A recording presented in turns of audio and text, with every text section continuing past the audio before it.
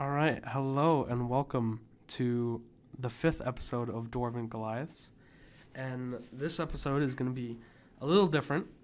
Mainly it's a duo of me and Andres, but Andres couldn't make it today of recording. So I have with me Alex and Ashley, who is a part of our D&D group. You want to say hello? Hello. Shalom. So yeah, this is going to be with two extra people, and with minus one person. But I mean, yeah. Still exciting. Still good. I was gonna say something. I forgot. Oh, I wanted to bring something up with you guys. On episode 3 that we have of our whole D&D group, we had I think 5 mics, 4 I think. Or probably. Yeah, one here, 2 there. Yeah, 4. 4. So in that, there was like editing I had to compress or like line up the files or sync it up. And then eventually after I was done, I get it into one big file. But as I was editing, I was getting my audio, then syncing it up with Andres's, then syncing it up with Steven's, and then syncing it up with your mic. And then once it was synced up, I was listening to it because there's a huge group and I kind of like need to cut out everything that like we shouldn't talk about on the podcast. As I was listening, I just hear, and I just hear, I hear you laugh, and I was like, what? And like I keep playing, I was just like both of you were talking, and like it was mid conversation, me and Andres talking or something, and then you guys are whispering, so I muted all the channels and I soloed that one, boosted the audio. I was like, what are they saying? I was like trying to listen. But you guys were so quiet. It's like all I heard was and you're like laughing and shit like that. Like that was another thing I felt bad about, is because like even now in most podcasts, I've realized that my audio file visually, like editing, I can see it's a lot more active than like Andres is in most cases, or even with the whole group. Mm-hmm. You could see Steven spikes up a little because he's talking, or like Andres talks, or like. But you guys were like really quiet the entire time. And there was like one last moment of Alex just like grabbing the mic and getting real close, and I was like, oh. No, it was all good. Like editing it wasn't a problem, but like I feel bad because you guys didn't talk as much, and like I talked too much. But I want to sort of get your guys' input in the podcast. Yeah. Mm-hmm. That's fine. Okay, honestly, like when we were whispering, I think it might have just been like a little joke, like so irrelevant to the story. We probably didn't even say anything. To be honest, because we do that a lot. We look at each other, and then we just start laughing. Mm-hmm. Oh no, there was something there though. It's just like hearing Alex like, it's like a small whisper. I was like, they're saying something I need to know. Like I'm editing this, and like it's secrets. not like, yeah. Yeah, it's funny. Good laugh. But another thing me and Ashley were talking about before you got here, and it was about, and I was like, save it. Like this is good for the podcast, of like actors and acting and like the whole movie business deal, and like we're talking about certain actors who are like assholes on set, or like a bunch of people who think they're higher than them, like other people, mm-hmm. and stuff like that. And one of them I didn't mention, but Shia LaBeouf, or LaBeouf. He did a bunch of like Transformers, and I think at that point he was like, okay, I'm an actor, and he was sort of getting that mindset of like, I'm not no everyday person, I'm an actor, like, and then it came to where he was in the movie Fury with like Brad Pitt and John Bernthal, where it's like they're in a tank and they're in World War II, I think, and it's just like he thought for method acting, he was like, I'm just not gonna shower because my character didn't. So he was just like, I'm not gonna shower, and he smelled bad, and like the crew and like everyone was like, you should shower or something like that. And even I think it came to like one of the main characters, like Brad Pitt, was like, yeah, no, you should shower, dude, like come on. It's method acting to a point, but like then he, like you can look dirty without and then I think he even like started fights, or like I guess it was like a bonding process, he thought, or like they all agreed of like, oh, because we're gonna be filming in this tank, we have to get a bond. So they Mhm. start like fighting each other like on set or something like that. Wow, that's Yeah. interesting. But I mean, it goes along with like after that. I think Shia LaBeouf was like, I need to be different. I need to do different acting or something like Mhm. that. To where it's like method acting can go pretty far in terms of like a small thing here and there, or like something really big of like. Kind of like Jim Carrey. I saw this. I forgot what it was called. It's on Netflix, so it's a document. It's kind of like a documentary. It's actually also showing like how he would act in a certain role, playing a certain comedian. Yeah, he was playing a comedian, and What was it? they were recording a documentary. I forgot who the comedian was. He was but- famous though. Like Oh yeah, he was a like pretty late, big. like early. And they recorded all that during the filming of the movie, but they didn't want any of that footage released Yeah. to find out that Jim Carrey was an asshole. But like- he wasn't though. Like he was just showing. Yeah, but I mean, to an extent, he just He- like yeah. became the character, and it's like in that production portion of it, it made sense of like he's method acting, he's getting Yeah. into the character. But if you do it a more general, like backing up and seeing what it is, it's like no, it's Jim Carrey doing another character and getting away with a bunch of asshole stuff. You know what I Yeah. mean? So like it makes sense as to why people. That's why they couldn't release the footage then. It's because like some people were like, no, this is just it's method acting, but you're being a dick to everybody. Like it would not only ruin the movie but your career as well. You know what I Yeah. mean? I don't know. I think he's like super riskful and Yeah.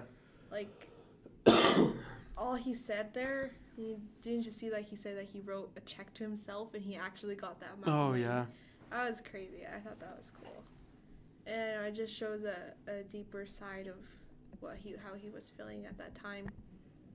And you know, he said that, I think I remember he said that he didn't really feel like who he was. Hmm. Like, okay, so I was playing this comedian, but now who is Jim Carrey? Who am I? Yeah. After getting out of the role, Yeah. it's like he went far with that too. Though it's he like. did. The comedian who passed away, the family was still there. Mm-hmm. So when he was the character of the comedian, he like talked to the family, Like if it was and his yeah, and the parents were like, it's a weird thing, but it felt like it was him. Yeah. You know what I mean? It's crazy. Alex, what are you're giving me like weird faces, like what the fuck? Like, I haven't watched like that documentary or Mhm. like anything to do with that, but like thinking of Jim, sorry, like him now, because I don't know if you guys have seen that video of him, like at an award show, and then he was just like, I had to find the most pointless thing to do, so that's why I'm here. Oh yeah. Like how he's kind of just different. Yeah, he's Mhm. out of it now. Well, like that's the thing. I saw that footage of like him on the red carpet, and they're like interviewing him, and he was making no sense whatsoever. Yeah. And at first, I was thinking like, oh, it's because he's getting older, it's more senile. But then that documentary that backs it up of he's not like coming out now because he's older. He's crazy.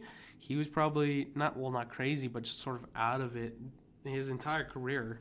But like he never showed it until now. You know what I mean? That's crazy the way he didn't show it throughout his career. Yeah, because I think even things of like the Truman Show or like The Mask, it's a lot of it. Some portions are like The Mask and Ace Ventura. That's like he's Yeah. has to be crazy. He has to be this Yeah. like very dramatic person. Or But- even Me, Myself, and Irene. Yeah, it's like he's normally with those chaotic roles. So when he is chaotic, they're just like, oh yeah, he's doing a movie like that. Yeah. But I think there was the serious movie he did was I forgot what it was called, The Eternal Sunshine on a Spotless Mind, I think it's called. Mm-hmm. But it's like that was a serious movie. And I think he did really good in that too, because as an actor, there's your regular behavior, how you act in public or even at home, but then there's your actor's persona sort of where you have to exaggerate.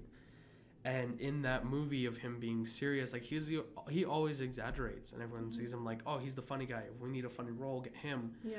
But in that one movie, he was like really serious, and like it was a really good movie too, and it shows that like he's not completely crazy. Like, he still has a conscious way of thinking of, like, acting like this character or like this character. You know what I mean?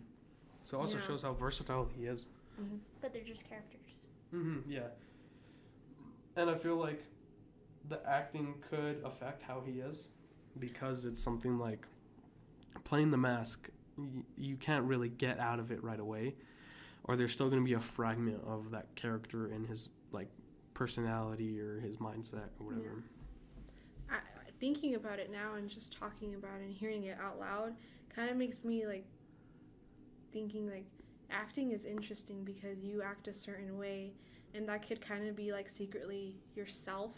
Like, that part of yourself that you never really show to anybody. You know, you can show it in acting, no one will judge you for it because it's technically shown as acting. I don't know, I just find that interesting. Like, you know, hey, I'm actually a crazy person that talks really loud, or I'm, like, super depressed right now and I'm so serious right now and I'm acting this way. I don't know, I think that's interesting. And that's cool. That reminds me, in the Eternal Spotlight, or Sunshine, whatever it's called. So it's something, that he was very, I think it was this movie, but he was in a very, like, sad state in the entire movie, and thus made it more serious, because it's like, oh, it's not Jim Carrey laughing and jumping around, it's him, like, sort of gloomy. And I think before, or like 9 months before the movie was even starting to film, the director was talking to him. He's like, why do you look sad? Or like, and he was like, oh, I had a breakup or something like that. And he's like, stay like this. I want you like this for the movie. He was just like, okay, I'll stay depressed for 9 months and then we can film. And that itself is dangerous, man. That is dangerous, and it's crazy that he even did that, because, like, a lot of people just want to, you know, not feel those bad feelings, and I think I give him props a lot for acting and the way, the type of actor he is. You know, it's crazy. And like a lot directors and actors can get away with, of, like, if you tell any other person, like, hey, we're going to do that project and it's going to be writing about a sad person, can you stay sad for 9 months? And it's like, that's unhealthy. But for actors, it's like, no, I need you like this, stay like this for art. And it's like, okay. It's like, a lot can pass by, like, movies and stuff like that. Yeah, it's definitely a harsh business to be in. Because you know, I've been told, since I want to be in the film industry, you know, you deal with a lot of different personalities, not only with, you know, directors and actors, but I feel like within yourself too. And I don't know, I just find it crazy because, you know, I give props to a lot of people for that, for doing what they do, because it's crazy. And when you really think about it. Hi, you're not talking. Well, are you brainstorming here? Kind of. Because that's what I do. I'm like this, and then I'm like,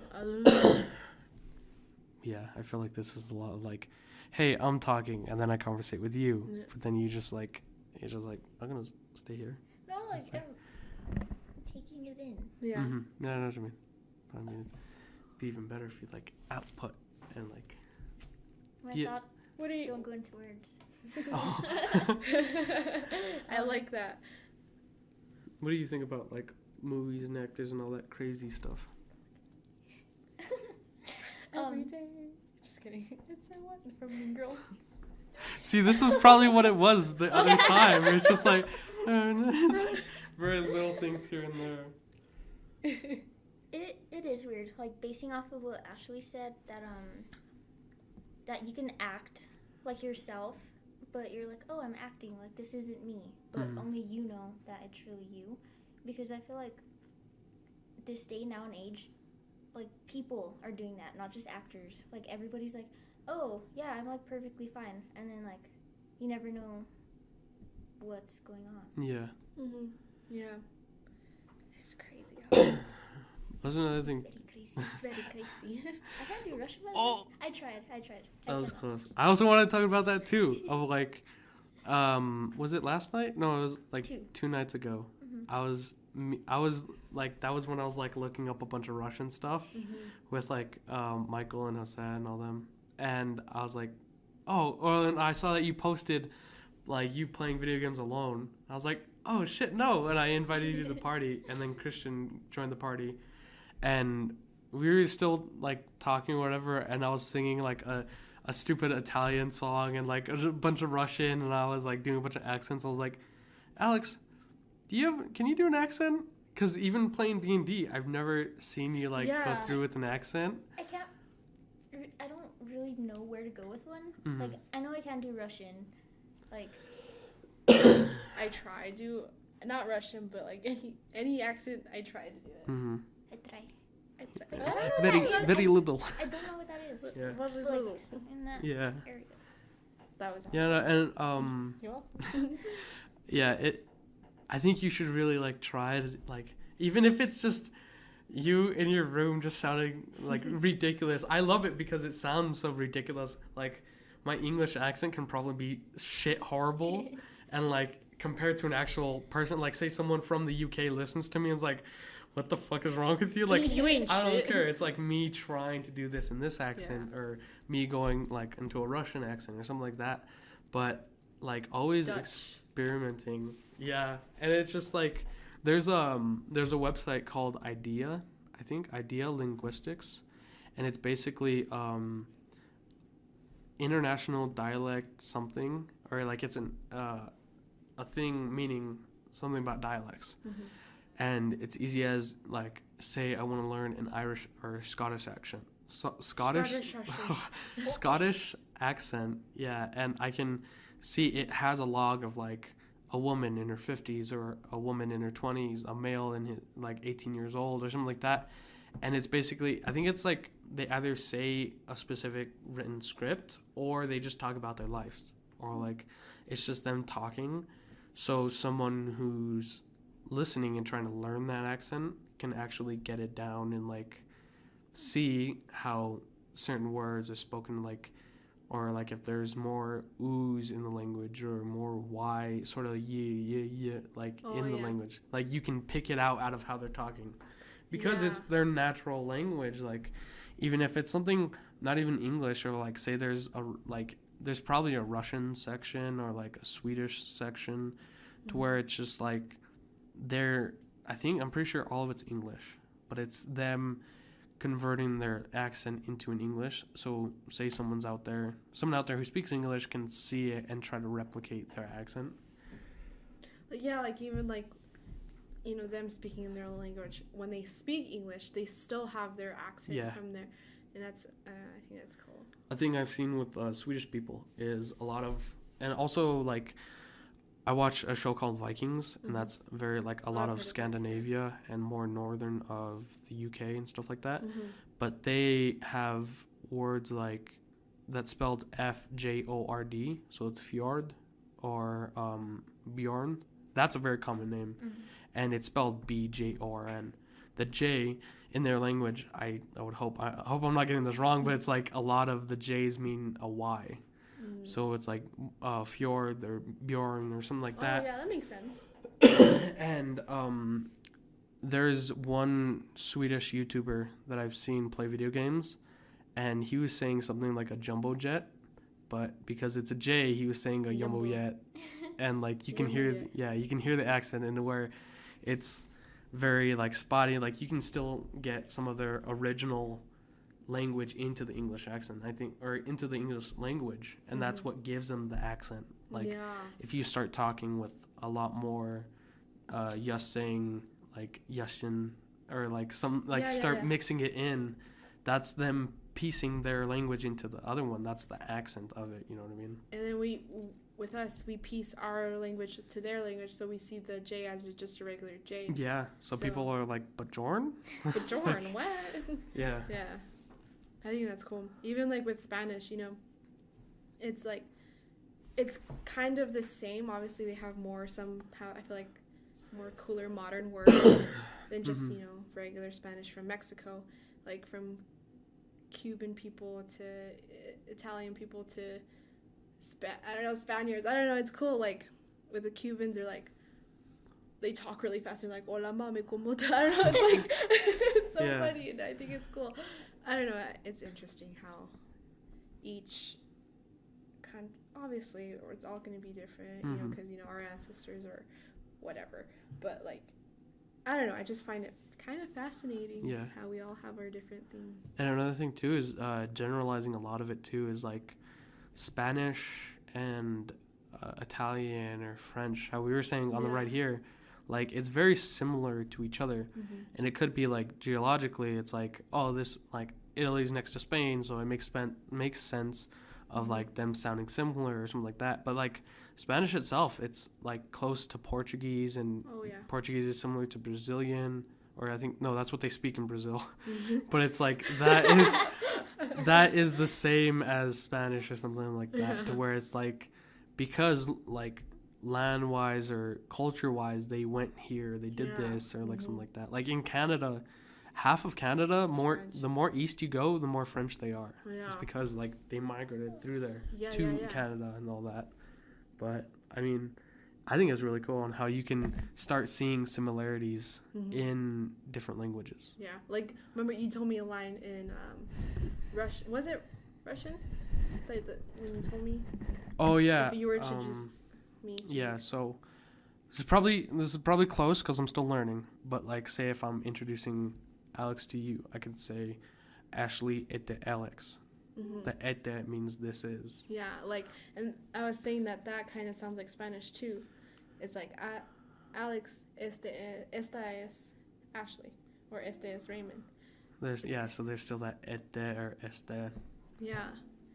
It's Yeah, very so you, similar. yeah, you can see a lot of the similarities and stuff like that. But Mhm. another weird thing with English language is it's not so like crazy of like it's far off from other languages because you Yeah. can see like even in Spanish if you don't know Spanish you can read it and sort of piece together like that's what I've done is Mhm. like I don't know full Spanish but I can see this word is similar to this word so like that obviously means that or something like Yeah. that. Mhm. But one, I think it was the most complex letter in our English alphabet is the letter L, because it's so specific and not no other language. From what I know, where I heard this was like no language has that kind of L, so that's why it's like that stereotypical like Japanese that says like riddle lady or something like that. It's like they can't say little lady or something like that. It's just getting that Are you so little? L, yeah. So it's very completely foreign to them,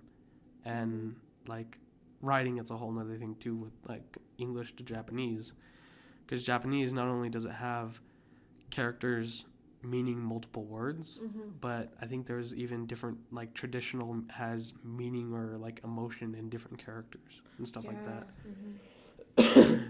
That's interesting. But yeah, you should try accents, Alex. Yeah.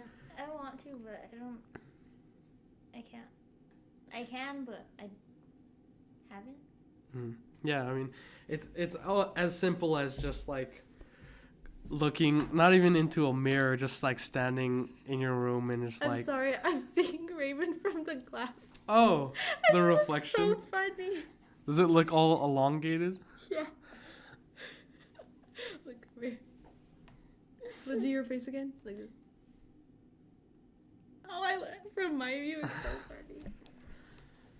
But yeah, if you're just doing something basic like headbutt rocks for a living and getting that accent down and just seeing how it's more of a like there's more oohs into the language than usual. So it's just like just doing that over and over again. It's like That was to me really it's good. fascinating. Speaking Shrek. What?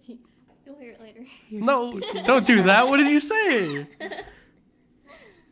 That was good. That was a good one. I don't know if it's an insult or like a compliment No, or. it's a compliment. It's cool. It's really cool. Yeah. That Oh yeah. your accent. I think, it's kind of like how you have a lot of people have their hobbies. Mhm. Either they like going bike riding, hiking, I don't know. Whatever it is, I feel like trying accents is kind of like one. It's not a hobby, but it's kind of Mhm. like one of your interests. Yeah, it's something you can go through with a hobby of like. Yeah.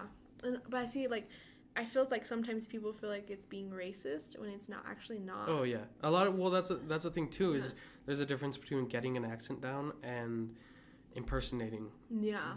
the race or Mhm. that culture, because it's like there can be someone who's really racist and just like ching chong. It's like Yeah. that's really fucked up. But Yeah, you yeah, can yeah. see that they're doing that and they're not trying to get that like Asian sort of accent to it. It's like Mhm. you can tell. Well, sometimes you can tell that there's a difference. But I mean, in most cases, it's either Mhm. someone being an asshole or it's like a comedian trying Yeah. to like use racism as their joke or stereotypes as their joke and stuff like that. Yeah, I agree.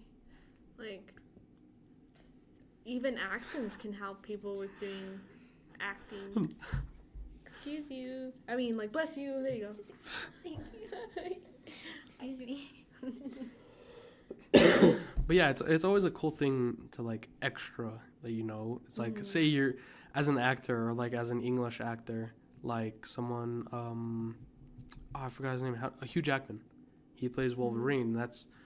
He's like straight from America or Canada. It's very North American. And in like all the movies of X-Men and Logan and all that, he has like a harsh like English or not English or like American accent. And he's Australian.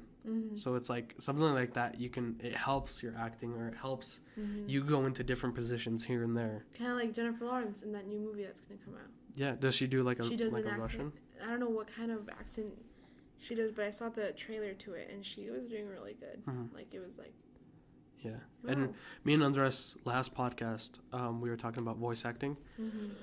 And something like that, it's really good to have your voice more fluent, getting much more higher and like doing ridiculous voices or getting really or getting really low or just trying to even use just your bass voice or not bass but like your Normal. bass standing of your voice. Yeah. So like accents and like learning to fluctuate your voice. It could be a cool thing of like when someone's hanging out and they just throw a Scottish accent in there or something like that.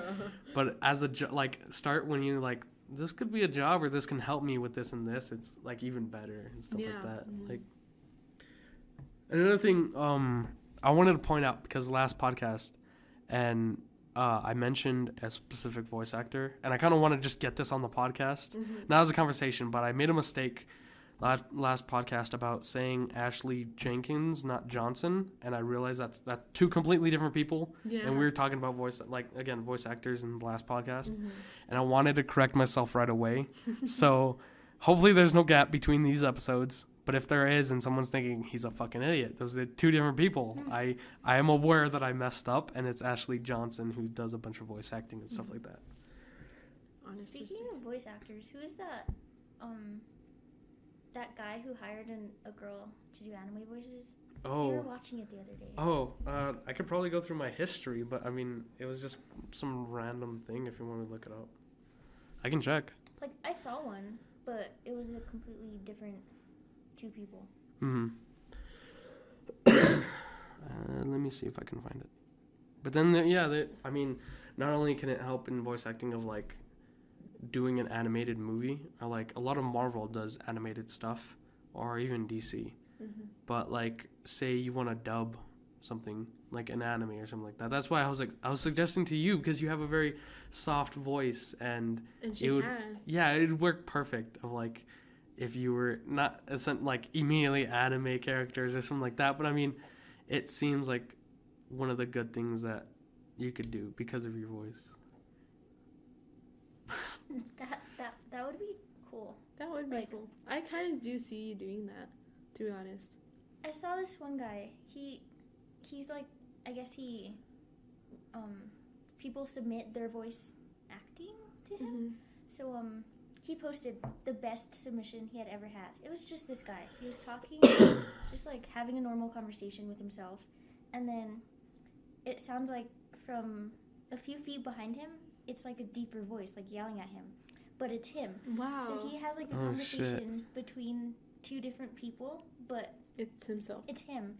And then I want to say, but I'm not sure, he throws in another one, and then he's just having a conversation with himself. He's like yelling, and then he's like talking. Oh God, that sounds amazing. It does. Like, it was just beautiful. Like, I didn't pay attention to the dialogue, like what exactly he was saying, but just the fact that he has voices. Different voices in there. That's so cool. Like how people can actually do that. That's insane. I mean, I talk to myself, but not in different voices. You should Another try thing it. too. You should try it. Yeah, I mean that can also help. I mean, there's a bunch of people like I've seen an interview with Rich Brian or Brian Emanuel, and he says that he because he was Indonesian, or he still is, but He was. speaking and learning English, he did a lot of it by himself. So he would talk to himself. So now regularly he'd just be sitting there and be like, "Yeah, that's a good idea," and then he goes like just alone. He talks to himself. So like, it's I don't know. I think I used to think of like, oh, talk to yourself. Are you crazy or something like that? But like, it helps obviously. Yeah. Like, for him, it's even if it's thinking out loud or if it's like learning an accent or something like that. What? That's a lot of access, chopstick. Oh. Like when me and Alex used to work together, she would talk a lot to herself. I'm like, wait, what did you say? She's like, oh no, I'm just saying stuff out loud. Yeah. And I'm like, that's so funny. She would like, obviously we're at an ice cream shop, and she would have to like scrape the ice cream on the sides and put it down, and she was just kind of like arguing about something to someone, but it was to herself. Yeah. And I'm like, what is she doing? It was so cute. But yeah. I used to like retrace conversations. Like if somebody came in, like, "Oh, your guys' ice cream machine is broken. Does that mean you get the ice cream for free?" Later on, when I'd like do the tub maintenance, Mm-hmm. I'd be like, "Get free ice cream." Like, what the fuck are you thinking? Yeah, it's like. Why did you say that to me? And then I'm like, you know what? Yeah, walk out. I'll call the cops on you. Like, I just had. Yeah, that Like- little thing. If I could go back in time, that's what I would have said. Yeah. But like, She said the that present. after they Yeah. herself. And it's so great. It's honestly, I do that too a lot though, but it's like more of in my head. I'm a very inside person when it comes to like either being like, say I'm in an argument, and I'm like, oh, I should have told him this, or like then I start thinking like, what if I told him this, or like won the argument or something like that, or even just like any thinking. It's in my like I try to keep it in, so I'm Yeah. not like. Because honestly, if I talked and thought out loud, I'd be talking all the time. To be honest, And- that you like that, and then Alex the way she is, I'm both of you, but I Mhm. don't say it in public. I do it in the mirror Yeah. to myself. I can't do it in the mirror.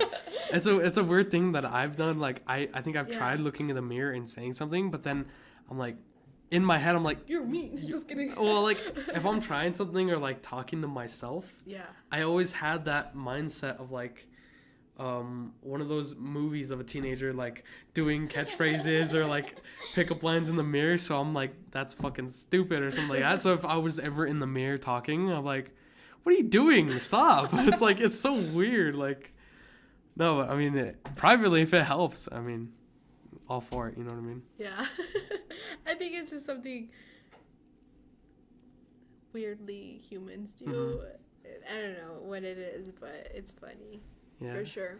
And like with accents and talking a lot and like talking to yourself, or there being multiple people, or like learning another language, I heard that when you learn a different language, or say you're bilingual like you, Mm-hmm. you speak in English and you have this specific personality, but then when you speak in Spanish, you act different, or you think different. Yeah, so it's as if there's two personalities of you speaking English and you speaking Spanish. And like, I kind of worry myself a little. I was like, how crazy is that going to get? Because I've already heard like, and I think it's a mental thing too, of you telling yourself like, oh, it's going to be like this, or you're going to talk like this, you're going to act like this.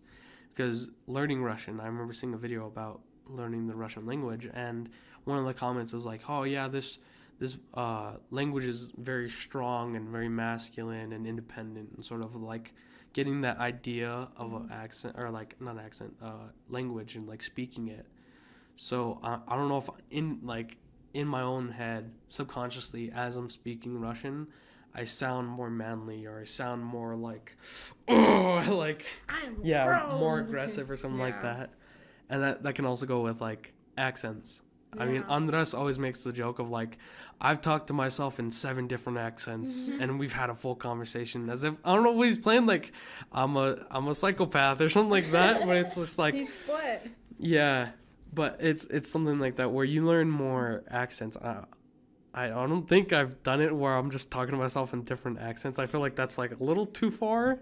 I mean, it's okay to talk to yourself and like think in your own head, or like think of like these different voices that you can do, but not, hey, get a conversation going with yourself, or like, say I do fully learn Russian, and then I say something in Russian, and then I respond in English, and then I respond with a Scottish accent, and then I speak Russian with the Scottish accent in the Russian. Like, it just mixes up, and there's just like so many personalities. I'm like, no, and then like I have an aneurysm or something, and then it just like, so like there's that point of like you start to manipulate more of your personality, not only of like who you are and who you grew up as, but now you're starting to go into like essentially like a new person or like a new way of thinking, you know what I mean? So it changes a lot. Oh yeah, it does. I feel that you're saying that because whenever I sometimes go to Mexico, visit my family there, obviously I'm gonna speak more Spanish than English, and I kind of like forget English. Yeah. And I act like if I know I feel like I act like a different person, not so much different, but kind of like I don't know English. Yeah. And then I go back and I forget some words. That's why big words in English sometimes I don't understand, because I go to I go home and speak Spanish, and then I go out of my house and not speak Spanish. Yeah. And then sometimes my parents leave to Mexico without us or me, and I stay home and all I do is speak English, and I sometimes forget Spanish. So I find a lot of myself speaking to my mom, like having a full-on sentence in Spanish, only one word in English. And then sometimes to my friends or my sister, I'm talking a full-on sentence in English and I throw in Spanish words. Yeah. So I'm like talking bilingual. I don't know, like. I don't know. Spanglish, yeah. I feel like that's very, to me, skillful. And in some parts it could be like sort of that lazy route of just like English, forgot that word in English, let me just use the Spanish one or something like that. But I think it's more skillful because you know another whole language. And I think that's in itself interesting because you can just be talking and then switch. Yeah. And then it may take a second to switch, but once you do, it's like actually like it locks on and you can actually like change and like alternate. And like there's a channel, and it's in some place that's very tourist-y kind of like a bunch of people from around the world go to this one place, and there's obviously thousands of places like Brazil or Rio and like New York or LA or something like that. But this guy, I think he knows like 10 or 11 languages, maybe 12. Wow. But it's just like he naturally, if he sees someone walking up and they look like they speak Mandarin, he'll like talk to them in Mandarin. Wow. And like, and then there was a situation that, because he's had this channel, and I think he's talked to so many different people.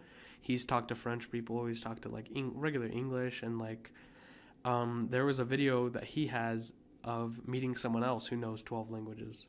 Wow. So they have a whole conversation switching it up. So they're like, like in French, they're like, oh, do you know French? And one was like, yeah, I know French. And then it switches again. It's like, what about, do you know German? In German? And he's like, yeah, I know German. And they just like they go through all of them, and I'm like, oh my god, like it's really cool to see. And it's just like, and it's one of those things of like it's the best conversation you can ever listen to. And obviously for me, I had to read the subtitles, and it's just like seeing him say like, oh, do you know Japanese? And it's like, yeah, I know Japanese, I did this and this, and like they're all speaking, like both of them are speaking in Japanese, and then they just switch to Russian or they switch to Portuguese, and it's just like, it's like on the spot. And they have like the accents down too, huh? Yeah. Because I feel like the accents do make a big difference, and they have to be there. Yeah, because you don't want to sound like a white person, like, hola, mi nombre es Roman. It's like, you can tell. Yeah. And like, that's what I'm sort of doing with both my Russian accent and learning language, because they kind of help both. Yeah. Because I have that mindset of how a Russian would talk. Doing the language, it sounds more legitimate. You know what I mean? It's not just me saying like "mama iter so and so." It's like I can actually get my Russian accent and help the language, and then learning the language and how they say different words or like how they pronounce this and that. I can then realize like, okay, they would speak like this, or they could naturally sound like this when they speak English or something like that. So it helps both of them and sort of in tandem. And you kind of like just connect it together. Yeah. And then it all, like I said, it helps with your language. Because say I go to Russia one day and I speak like I know complete Russian. Mm-hmm. And they were like, yeah, like if I told them like, oh, I was born in America, they're like, that sounds like, I would hope if I'm good enough, they're like, Yeah. it sounds like you've lived here before, or like Yeah. lived here for your whole life or something Mhm. like that. Yeah. I honestly do feel like hearing someone, you pick up their accent really quick because I watched this movie. They were Portuguese, but they weren't, they were obviously talking in Spanish, but they have that, accent. And after watching that movie, I found myself having their accent.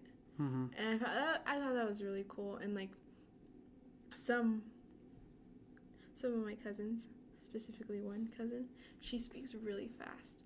She speaks like if she's like from a different country that speaks Spanish, and I find myself getting her speed. It kind of like syncs up. Mm-hmm. And I don't know, I think that's really cool.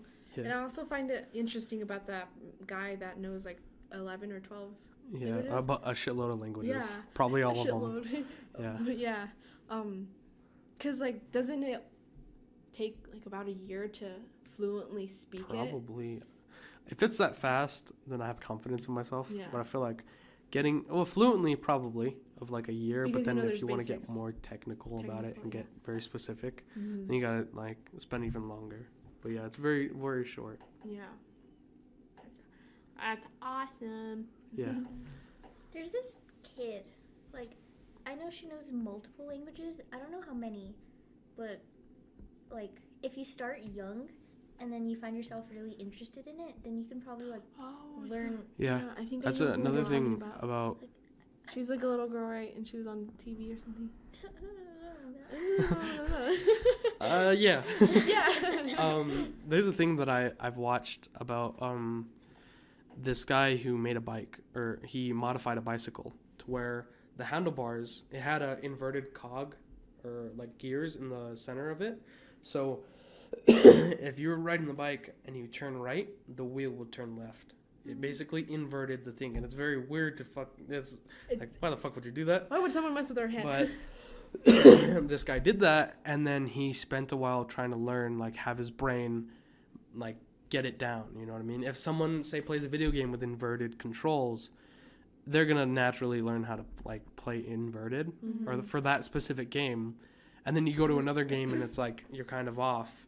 Then going back to the game, you're like, oh yeah, this is inverted, and you kind of get used to it faster and you learn faster.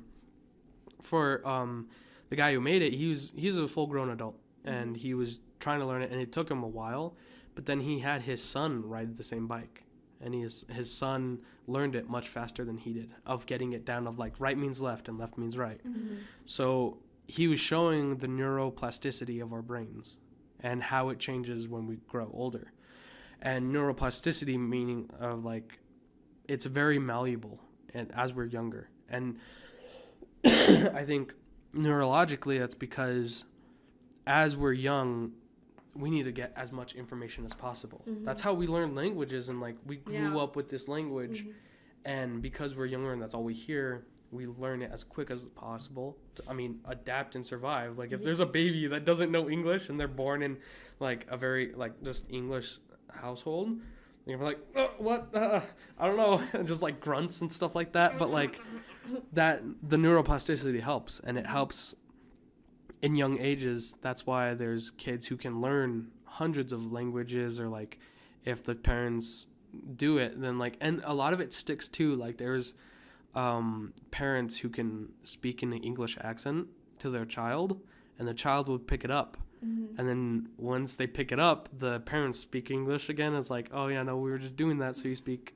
in an accent. They're like, well, I'm stuck with this. And like, so then they grow up with an English accent, but they're born in like here or like somewhere in America. Yeah, like, but that's neuroplasticity of like our brains are more malleable to learn this and that. And so the kid can get that down right much more faster than when we're older. Because by the time we're at a certain age, I think it's now at 18 or 19, our brains are like, all right, learning's still easy, but it's going to get like, it's still going to get a little tough. Yeah. Because it's not you're a child taking in all this information, you know what I And so I mean that I think that's really interesting. Of like little kids learning is they learn much faster than a regular adult or like even us now. That's why I think later years in high school and like even college, that's why it takes a while to sort of get something down. Whereas in kindergarten, you wrote your name 1,000 times. And though that's a simple task now, it's because we did it a long time ago then. But it's a kid thinking, I need to learn, like me, I need to learn how to get this R down. And my brain's just like, okay, like one of the first things you're going to learn, you're going to get it down right away. And it's that easy. And I mean, I wish it was something like your brain stays with that more plasticity or like more malleable throughout your whole life.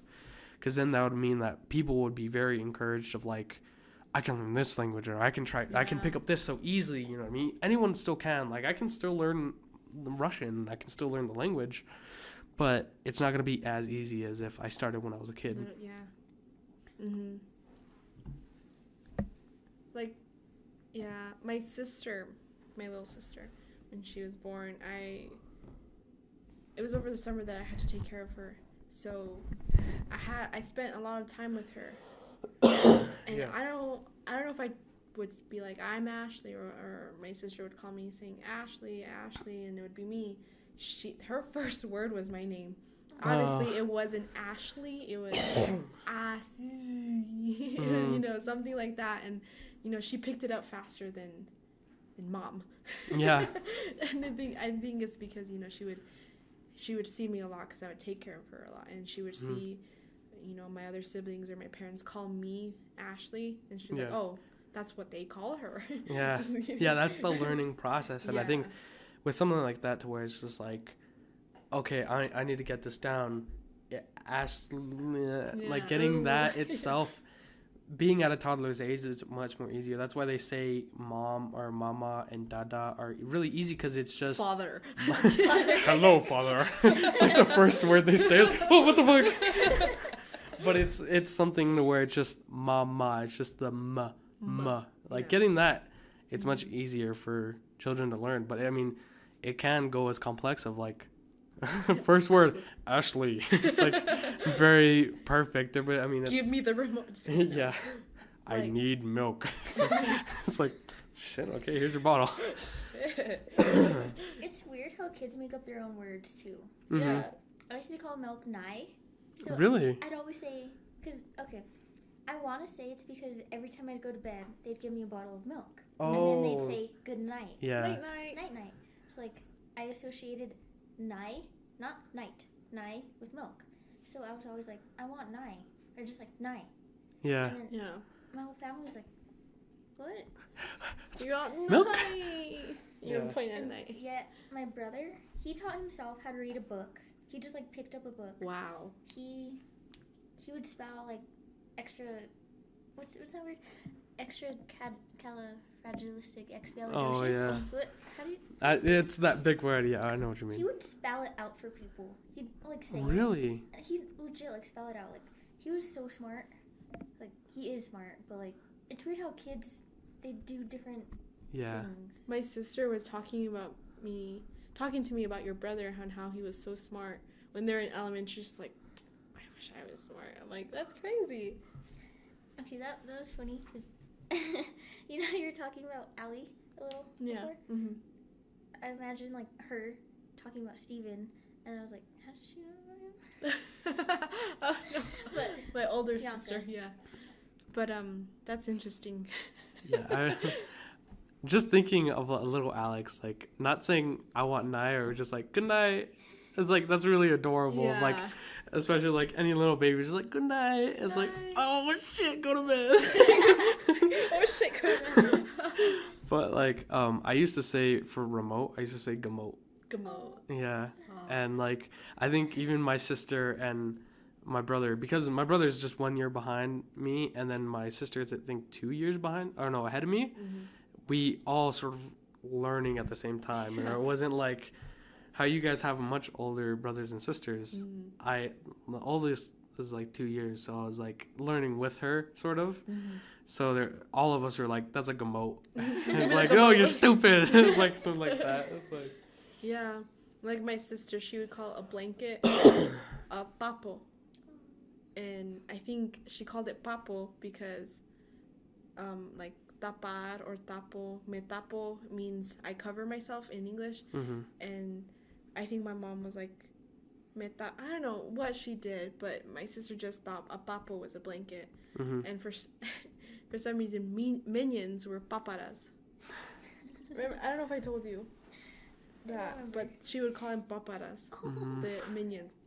I don't know why. I think they go, you know, that ba ba ba. Oh, yeah. But they're not even saying papara, Yeah. which is funny. I think that's just interesting. My little cousin, when she was growing up, she had that very, like, growing up with Spanish. Mhm. Very little more. Like, she'd learn English, like, right away, but her grandma is very Spanish. Like, Mhm. not my grandma, but, like, her dad's mom. And she was learning zapatos. No, But because she was little, she called them papos. papos. Or, like, papas. Yeah. And so, like, as, like, she would come and visit, we wouldn't say, like, no, those are shoes, or, like, those are zapatos, or something like that. We're just like, oh, yeah, go here, put your papos on. And it's like, they're like, okay, that's the word. Yeah, And they, you like, get the language too, huh? Like, yeah, it's like once funny. you realize, and it's just like, okay, if it helps them, like, click, and then eventually you can tell them, it doesn't mean that. Or, like, night doesn't Or they mean get milk. it, It's like, that's it's not- milk. That's not it. Yeah. But I mean, just thinking of, like, someone who's probably grown up thinking one word, because as they were little, they made up a word for it. Yeah. And then one day they're just like, no, that means trash can. It's like, Like, no. what? It's like, What? you're getting surprised or something like that. Yeah. I wish there was something, I mean, well, I hope not anymore, but it's just getting surprised of, like, oh, that's what that meant? Or, like, oh, like, getting surprised from something you used to know when you were a child or something Mhm. like that. Even when I was 7, I was in 2nd grade, I would call a video camera, or because we got this camera and, you know, we would record things, but whenever I wanted to record, I wouldn't say, give me the camera, I want to record. I would say, no, give me the camera, I want to grab. I'm like, what? That's like not even a word. Yeah. I don't know, it's funny, like how you said that we make up our own language. It's like a child with a camera. Gravity. Gravity. Just like holding the camera around gravity. Gravity. Oh, that was funny. It's great. Yeah. I did have a list of things, or no, like 2 things. I want to get the name down if I mention the list. I feel like if I ever talk about this wonderful list of topics, I gotta get the name down. It is.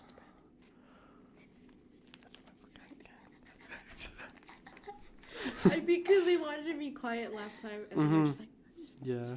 Talking about brownies or something. My wonderful list of things to talk about with things about things for people. is that what you said? Is that Yeah. your list? That's the name on the list.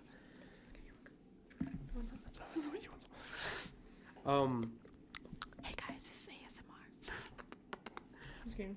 But the 2 thing. Oh, it's gonna sound horrible. I'm gonna dampen that so much. But the 2 things I had on the list, because I haven't been like really looking for a topic recently, but one of them was there's I guess it's an app too, or like a website, TripAdvisor, and it's basically like, say I'm going to Canada, and I can go on TripAdvisor, see what hotels and see what restaurants there are, and in this case, this was on Vice, and there was the TripAdvisor for the UK or just England. Yeah. Oh no, wait, yeah, England. England's in the UK. Yeah, England is the United Kingdom, or the United Kingdom's the bunch, but England is that one country.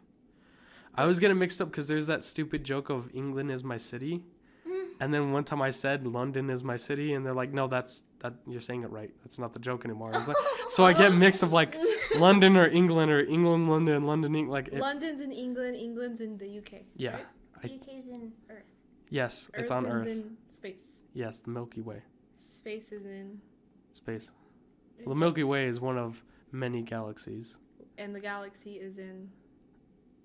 Another galaxy that is A surrounded cluster, by star other- cluster. I don't know. The star cluster is in I don't go that far. black hole. Just Probably that's all in one. Oh. But there's the TripAdvisor for the London, England. I already messed up, but for England, and one guy was getting like doing online jobs here and there, and some of them would be making fake reviews. So say he went like he doesn't even have to go to the place. Like he went to a restaurant on TripAdvisor, 5 stars. This is a great place, and like I'd recommend it to anyone. Submit that, and they'll give him like $5 or something like that, or like I don't know. He made it seem he said $10, but I feel like sending one review for $10. I feel like that's a bit much. Mm-hmm. But he was realizing how manipulative TripAdvisor is. Of like, if a restaurant really wanted people, they could call thousands and have them submit really good reviews. That's why a lot of reviews that I've seen of apps and like places, I don't believe them because there is that thing of like, hey, I'll give you $5, make a good review or something like that. Mm-hmm. So every time I see something with very positive stuff, I'm like, it's too positive. You know what I mean? Mm-hmm. There's a point where a restaurant can be like, nothing but 5 stars, no 4.5, no 3, just every review is a 5 stars, and you know, like, something's fishy. And he noticed that. So what he did was he made a restaurant, and he put it on TripAdvisor. He got it, like, verified by the company to put it on the website. Mm-hmm. And I think there's like 1,000 or 1,300 different restaurants on TripAdvisor for England. And he basically made, I think, not a website, but images. So someone on TripAdvisor would see the restaurant. They can Mm-hmm. see the image of the actual person who made it, and then a bunch of different dishes, and talked about like how exquisite and very aesthetic and different it is to most. But it was not real, right? No, it What was was his it? garage or his back shed, his shed.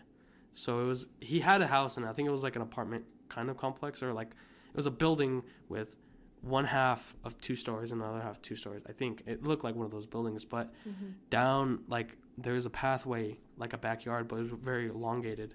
There was a path, and like there was a giant shrubs and a bunch of plants. There's a path, and then there was a small little, like, another little house, and that was basically the shed. And that was like a mess everywhere. There was like a picnic table here, a little playhouse here, and he basically said that he didn't show no pictures of this. He just showed a picture of him and one of his friends who's an actual chef, Yeah. and then a bunch of the dishes. And a bunch of the dishes were bullshit. Like, one of them is of like a plate with like eggs and like garnishes and a bunch of seasoning and this like piece of ham just sort of on the egg. But like, if you look at the photo, it looks legitimate. Like, oh, that's a fancy ass dish. But then it showed him taking the picture, and he has his foot on the plate, and his heel was the ham or the meat. So it's just like, this is all bullshit, and he's taking a picture. Or, like, there's even one of him just like, oh yeah, no, it's a microwavable food, but we're gonna put so much garnish and a bunch of seasoning and like pepper, a fuckload of pepper, that you're not gonna tell that it's this simple thing. They're gonna think it's like some 5-star restaurant bullshit. Yeah. And then so he made that, and he had it look legit, and then he had friends go and put 5 stars, 3 stars, and like good reviews. And then someone called him off of because he needed a phone, and he bought a burner phone, just Yeah. like a regular flip, Oh yeah. so he can attach it to the TripAdvisor account. And he got a call, and he picked it up, and they're like, hey, are you free Wednesday at like 3? He's like, we're all booked up, sorry. And he was just telling them like, we're full. And they're like, what about Thursday? Like the next day, it's like, we're full too. And so it's like, he kept doing that to everybody, like anyone who would call. And then some of the reviews, he either had friends do it again, or just other people like, this place must be so good because it's always booked. Or like someone just puts, it has to be great because it's always booked or something like that. But they don't realize, like, there was literally a time he was laying in bed and his phone was just going off like crazy because it started to pick up. Out of the 1,300, like, there's a ranking system on TripAdvisor for restaurants. So you can go to, like, what's the number 3, or like what's the 1,000th restaurant or something like that. he was starting to go up on the list and go up and until he got number 1 on TripAdvisor as the best place in England, or like the UK probably, but like he was number 1 for a good while, and he couldn't even open that flip phone because there's so many calls, and to a point it got to very rich and famous people, and like he did what he wanted to do. He realized that TripAdvisor was a very malleable thing that you can just like, if you really try, you can just do what you want, get number 1. And he did that. He met his goal. Then he thought, let me open one day. Let me, like, if someone calls and they ask for this date, I'm going to give them that date. I'm going to give them the reservation. And so he did that. But then he had to prep the shed of his house into like the number 1 restaurant on TripAdvisor for England or the UK, and he had a few friends as like basically actors, and he had like a DJ there, and all the DJ, he didn't play any music. He played restaurant ambiance, so it sounded like plates clattering or people talking, and he like legitimately, like he was just sitting there like all slouched like this, and he was just like, he'd switch it, or like he had the laptop up and he'd click like probably another YouTube video of ambience noise, and he's just like there with like turning like turntables and a big system, and he's just like there sunglasses. Because another thing too is they talked to him because this was all made by Vice, and like one of the editors for Vice, so he was able to document the whole thing. And his friend who was DJing or who was playing music, he was like, yeah, I'm probably gonna wear as much as I can because I don't want to look stupid. So he put on sunglasses and headphones and a hat, so he just has to cover as much of his face so he doesn't have to look at anybody, or he just seems like another dude in a crowd or something like that. And then so he had a bunch of friends, and he cleaned up, and he was like, oh, okay. He was like looking at his backyard basically, and it's like, what can be a table? What can be this and that? And so he put a table on the roof of the house in the back of the shed. And then he had 2 of his friends climb the ladder that was still there and then just sit up there and just hang out and talk. And then he had like 2 other people on different chairs or different tables. And so then, yeah, someone eventually, like, he had a whole list of people who called, and he was like, yeah, actually we're open then if you want to come out, like, just meet me here. And then he had them meet at a specific road. And because this was number 1, these are like all famous people, he made it seem like it's this different artistic restaurant. So it's like, yeah, meet us in this random place and we'll blindfold you, but that's a part of the restaurant. It's aesthetic, like it helps the feel of the restaurant. Key. Yeah. And that, like, a bunch of people also had their own like idea of how the restaurant was, like in most cases, or like how he said, if there was this actual restaurant, every day you can not ask for a food but a mood. So it's like, oh, like give me happiness or something like that. Then they'll bring you a dish that's supposed to like resemblance or have a resemblance to happiness, or like, I'm sad, and they'll give you some like sad food or something like that. So that was the pitch for the whole like TripAdvisor thing. But then he was telling the people like, no, we're gonna do something different.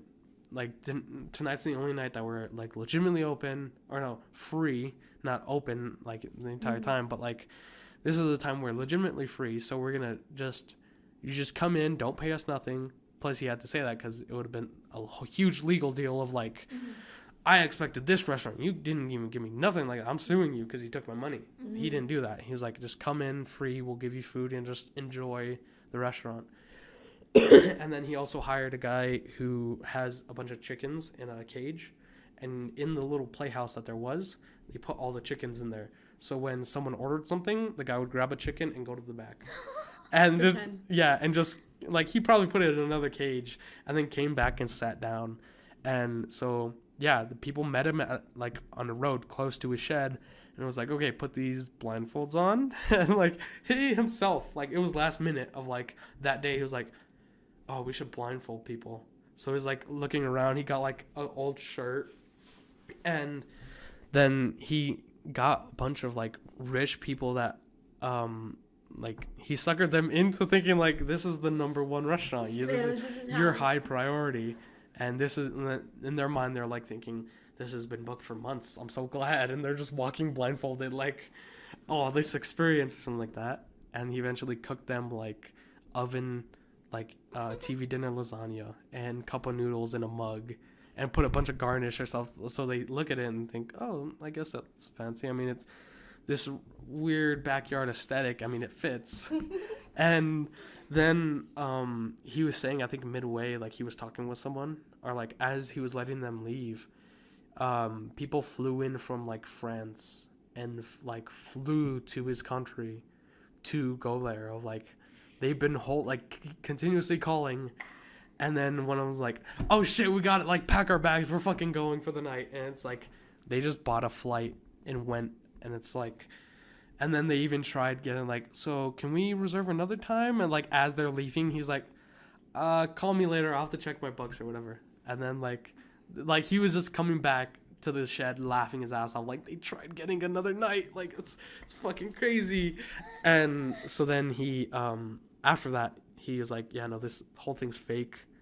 And he made it public, and he got on a bunch of different news shows and a bunch of different like stuff to go on TV showing, and he was basically showing like this was my goal and I did it, and it showed that you can't really trust the chart system with something like this. Mm-hmm. And TripAdvisor they messaged him and they're like, we see what you did and we see the flaw there, but don't ever do that again. Like they had a whole different perspective of it, of like probably like there's these fucking places actually working their asses off, and you're over here like, oh, it's an experiment for Vice. It's like they had their own thought of like, we can't do anything to you, but I mean, don't fucking do that, asshole, or something like that. So it showed. He's just proving a point, though. Yeah, it's funny. So yeah, it was insane how he just had that idea and he documented the whole thing. Uh-huh. That's why it was like really cool for him being a Vice editor. He was just like, I'm gonna do this, and he did, and it took him like 6 months. Wow. Like jumping from like 1300 to #1, it was insane. I want to do that now. That's crazy. Yeah, but that probably influences a bunch of other people. Like, we should do that or something like that, or like showing how manipulative it is. Mm-hmm. That kind of reminds me. Do you know that Instagram star Michaela? Mm-hmm. Can I see my phone? Oh. So, behind it, everybody thinks she's like a real person. Like, she's a model. She lives in, I want to say California. Like, she makes music, and she has a lot of fashion friends. So, her name is Michaela. Let me show you a picture of her. It's her, right? Mm-hmm. So, she's not a person. She's a digital art what do you experiment thing? So like she looks real. She has her own life. A robot? She's animated. Is she an AI? No. Oh no, she's So animated. it's just some person who decided to make her and make her look like a person, make her have her own life. So like she's like she has her friends. She's like, "Oh, this is me. This is..." And that's art? Yeah, it's she kind of looks like a Sim character, but people think she's real. Like, nothing's really so public. Yeah. But it's like an art project. So, like she's even certified on Instagram. Oh my god. That just goes to show. Yeah. Damn. That you can like look if you want. It goes to show how not really gullible people are, but how like bandwagon people are, because they're like, oh, everyone's following this girl because she's a model. I'll follow her, and then it's kind of like the whole Poppy thing, like how Poppy, she's like anti-pop. How she's anti-pop, so everybody's like, oh, she's weird, but she's doing it to kind of like say no to pop, you know? Like this, I'm not really sure what it is, but it's kind of like you believe that she's a person, so like she's I know what you mean. fake. That's so crazy. But it also shows how, like, influential the world is. That's what that word is. I was looking for that word that whole time. Yeah, it's like it could be getting number one on a restaurant just because everyone's talking about it, or it could be believing someone's an actual person, or like just that public figure. It goes to show. I mean, that not only in that case, and recently, I mean, in classes, I've been learning more about like racism and a bunch of other like identity type stuff and like cultural stuff, and that goes the same too. It's like if you get a big enough group, you can make like actual waves in terms of like having this movement or trying to do this or get this message across. Like even with this podcast, like I'm gonna say it right now, and I think in our early like episode 0 and like we've had negative episodes of like it was basically us trying it out first. We mentioned time dates, and I remember I never wanted to like say, oh, today. Well, I mean, now I think because we're starting to getting more comfortable with it, we can say right now that it's the 14th of February, like it's Valentine's Day or something like that. But before, I was never wanting to say like, oh, today's this date, and we only have 2 people who listen to us, because it kind of puts that, that like it closes it off of like this is when it started and this is where it ended. It wasn't more of a this can still be listened to 3 years from now, you know what I mean? And obviously there's going to be things we talk about that can be dated, but the podcast itself doesn't feel like it's trapped in that time.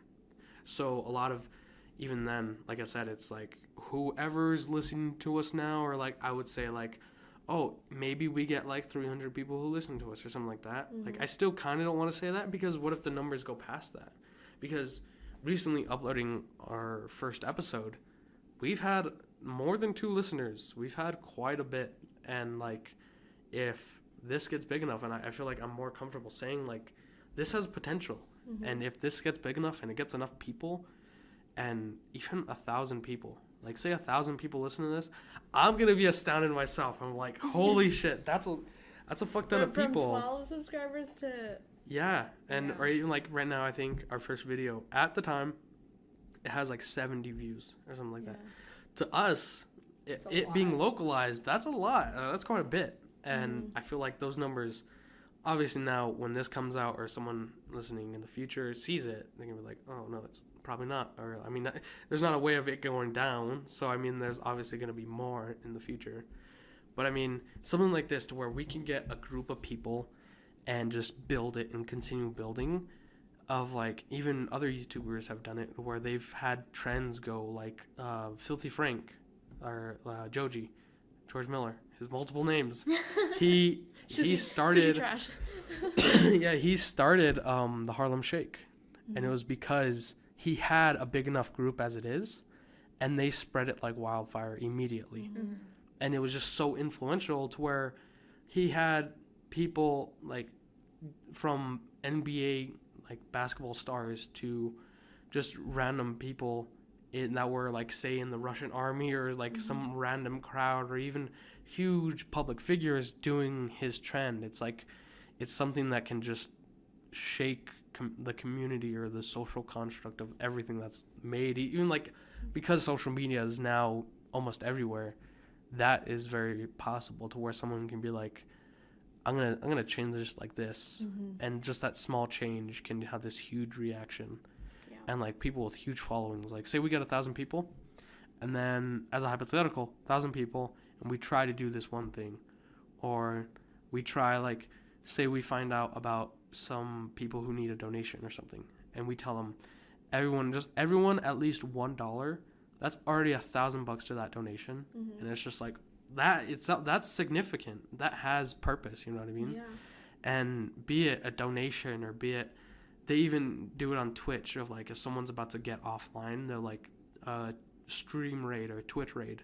They have all their viewers go and like blow up the chat of someone else. So it's just like getting 500 people and someone who has at the moment like 100 jump to 600, they're like, oh, what the fuck's going on? Like, and then they realize I'm being fucking raided or something. It's getting those people in the movement and the action that they can actually do, and it can change a bunch of shit, and like for good and worse. Like, these are very positive, like, look at all the strength that, like, the possibilities that we can have. But there's stuff like racism and genocide and a bunch of really dark shit. But I feel like that should be recognized, so you can sort of tell the difference. And are you good? That's Oh, but it's something like where something, I don't know, I think it's just because me right now, I'm in a class and they're talking about racism, or we're watching documentaries about racism, and it feels very negative. It feels like talking about like, oh, this is what they did, this is the bad side of it, this is all like everything about it, deconstructing race as a social construct and all this. And I'm just thinking in my head, like, you're kind of passing it on.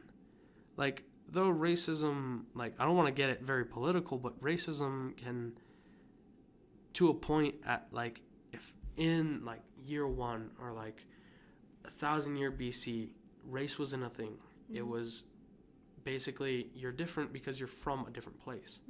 And society eventually changed it to race was an important thing. And there were so many different events that happened, very negative events, that in my opinion made race a real thing. Right now it's a real thing.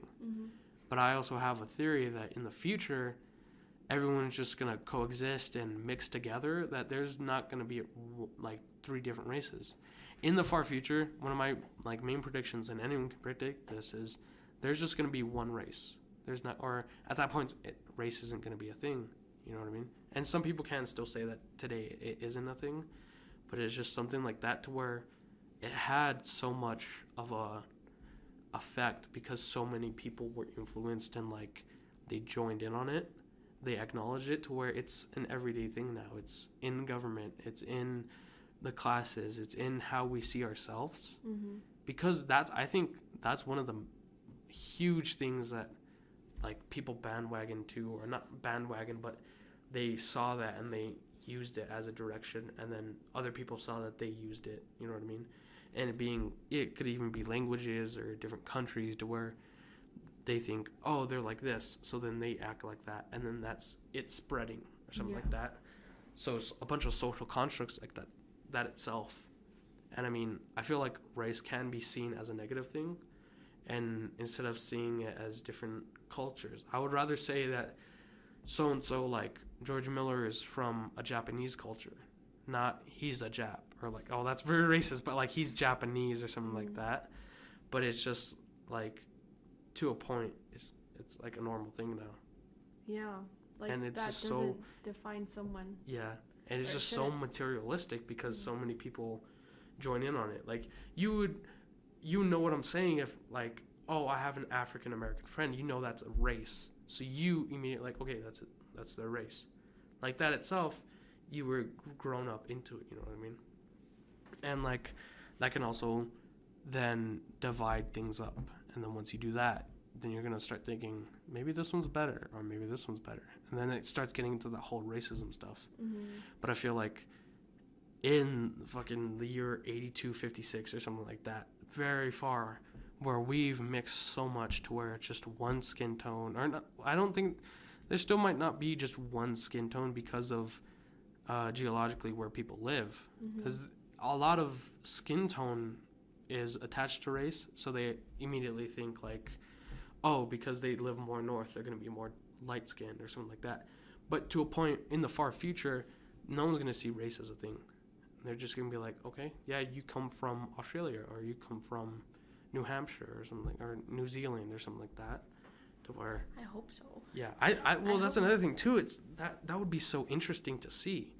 And it's not a matter of like, there's these 3 different sections, that one's better. It's not going to be that case. It's just going to be like, oh, cool. yeah, no, I mean, if you want to talk about something historically, then we can talk about race, them being in the future already. Yeah.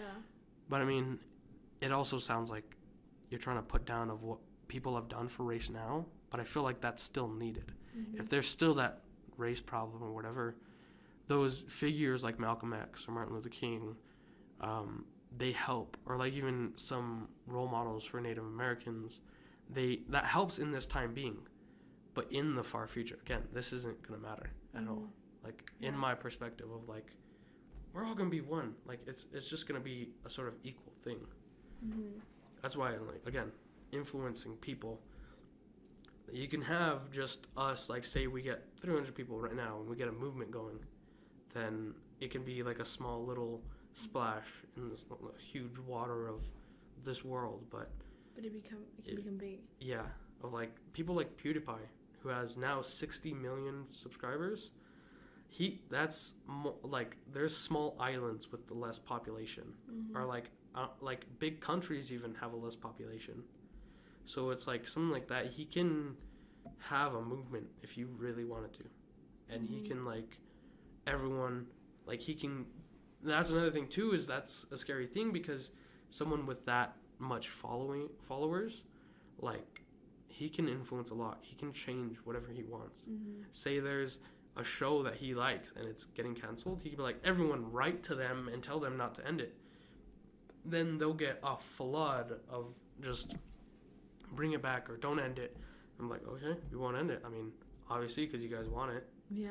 Or obviously because you guys are telling me that he wants it. And it's like, that power is spooky, man. That is.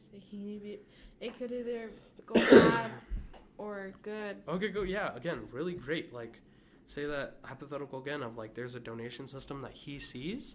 He's like, hey, can everyone just, like, donate a little bit? Even if it's $1 for every active person seeing this video right now, that's already 20 grand right there. And obviously, if someone's that diehard of a fan for him and they see that he sees that as a good cause, they'll put in like $20, $100. And that even there was a case with H3H3 where they had the problem of fair use in the whole YouTube legal system. And when he was trying to find help or, like, following or donations, he's had huge corporations, or like even like Notch, who made Minecraft, he put like $1,000, or Keemstar, who though seemed like a rival because, like, H3 would make fun of Keemstar or something like that. Keemstar would see the influence it has and the message it has and just donate like $1,000 or something like that, to where it's like, you can, if you have enough people following you, you can hear, or you can make other people who have a bunch of followings hear you as well. And then you get even more people, and it's just a constant snowball effect.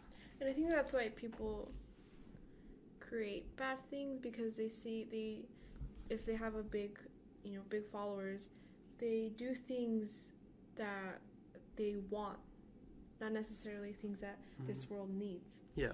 It's more kind of like a selfish thought. And I feel like that, can lead to the bad things and to selfish things. And that's why a person can be so, mean and rude and think that they're higher, going back, to those actor stuff. Yeah.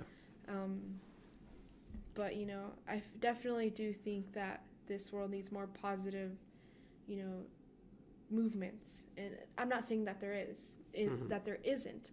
I just feel like it should be recognized and should be more of it. Because it's not. Yeah, it's a huge responsibility having that many followers. And not even in the case of, like, social media of, like, oh, I have this many followers. It's legitimate, like, people who look up to you, invest their time into, like, listening to this, or watching this actor, or listening to this kind of music and stuff like that. Exactly. Like, have you guys seen what XXX has been up to lately? No, I've just heard that he's been putting, like, stuff on his Instagram story, but that's pretty much it. So he started a hashtag, like, helping hand, I want to say. So he's having all of his fans, like, do something nice and record it and send it to him. So he's trying to, like, spread positivity, but with a reward, like, for the best fan, I guess. But just the positivity part, I think that it can go a long way. Like, kind of like the pass it down thing. Like, if someone is behind you at, like, Taco Bell, you're like, I'll pay for their order and mine. So when they come up, they're like, oh, they paid for my order, well, I'll pay for theirs, and then it just keeps going.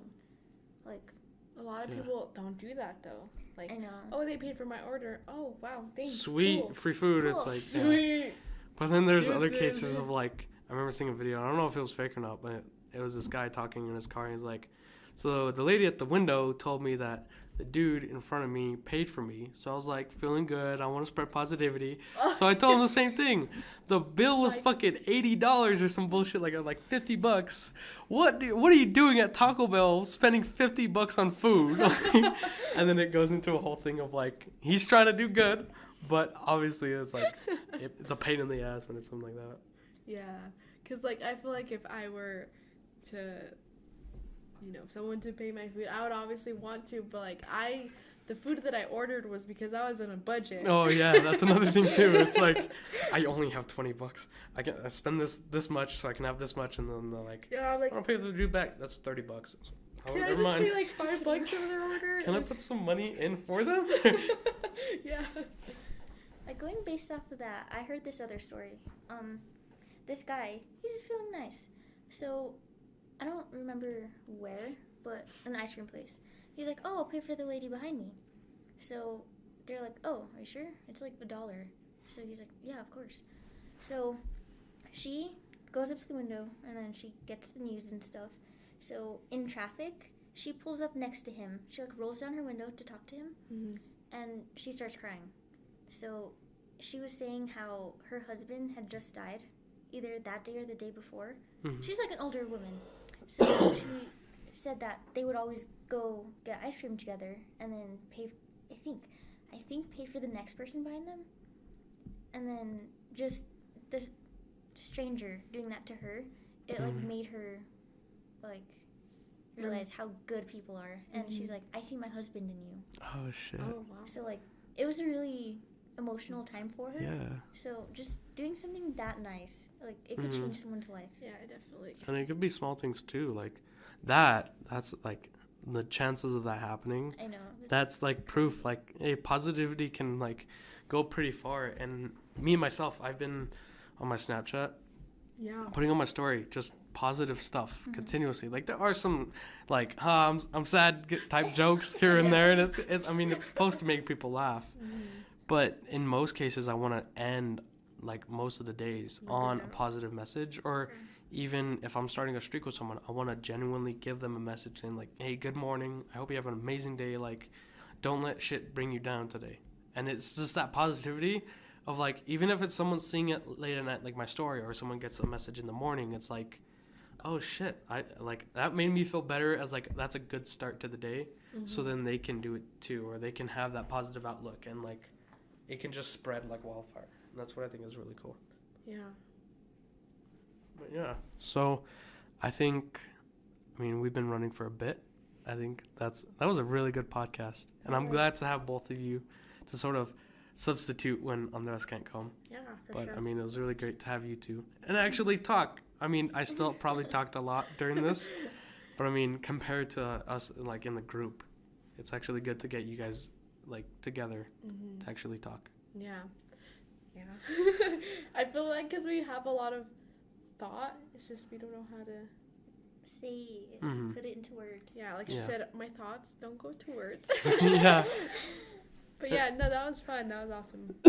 Yeah, and I feel like probably gonna have you guys on a lot more podcasts in the future of different episodes, and you guys will probably get more comfortable with it too. Yeah. Like me and Andres, I think in the first episode we're like, let's just go all out, let's just talk, and let's just like, it's a podcast, you know what I mean? Like that's what. Yeah, that's what it's all about. So yeah. getting me and him jumping into this role right away, I mean, it helps to get the ball rolling. Yeah. But then when I start to have friends on, and I see Alex just like a little more shy, just sort of more distance from the mic, I'm just thinking like, eventually there's gonna be, I hope that there's gonna be a day that you're just like talking probably more than me, or like a few of my friends are talking more than I do, to where they get comfortable and realize like this shit's fun, because me and Andres have like, we've been talking about this, and like even Steven as well. It's like like a lot of people listen, and even if it's random and stupid stuff, I mean, it's good to get people listening to where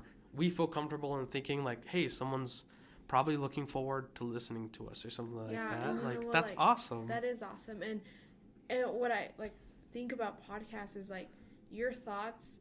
Someone can think the same way that you think, Yeah. or either some people want to see your points of views on like Mhm. this topic, or you know what I mean. And I think that's really cool. And what I wanted to say too is that when you were talking about having followers from the beginning to to whatever to Mhm. down the future, like over the times that you keep doing episodes, that you're gonna grow as not only with followers but as yourself, and you're gonna like become better at this. Oh yeah, definitely. Which is really cool, and you can Yeah. kind of like see yourself grow or hear Yeah. yourself grow. No doubt. And like a year from now or 2 years from now, Yeah. I would love to like re-listen to the stuff we record today, like this very podcast. Mhm. I mean, future me listening to this right now. Yo, like, you're gonna be fine. Just kidding. yeah, and it's like it could. I mean, it's also there's always those things on like Facebook reminders of like, hey, you did this 10 years ago, Yeah. and remember those Why? pictures Why that did I we do have? that? There's pictures of us in elementary, me and Alex, and it's like, oh, why did we do that? Like, it's kind of cringe, but it's also like, I mean, at the time that was like, it shows the progress of how we've come Yeah. or how far we've come. Yeah. For Because sure. that's some Those are cringy so stuff. bad.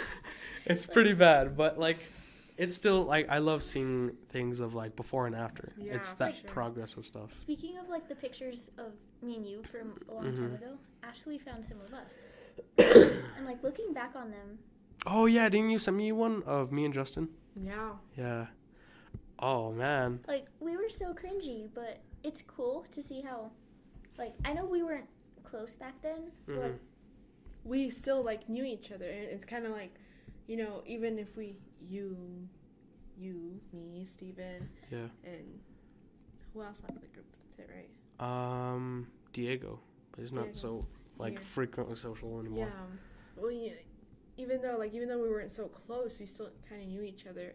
And Yeah. now that we're older, a little older, it kind of feels like we grew up with each other in a way. Yeah, and well, I mean, it is It true. is true. Yeah. 'Cause And we another saw thing each too is other like in the group. from- Like earlier, we saw Chris. Yeah. And like, me and you knew him in elementary. Oh yeah, you did too, cause you're in the same elementary. We saw Chris,